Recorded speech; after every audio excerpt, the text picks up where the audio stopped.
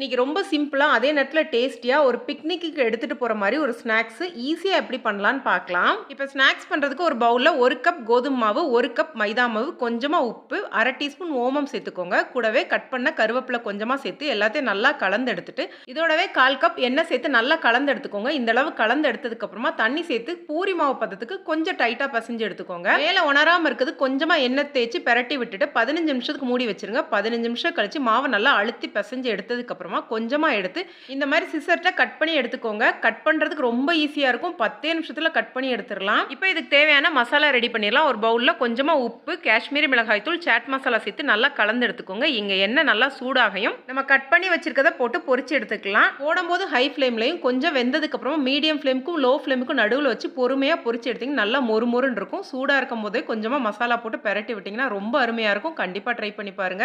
Video பிடிச்சிருந்துச்சுன்னா like பண்ணுங்க, share பண்ணுங்க. நன்றி, வணக்கம்.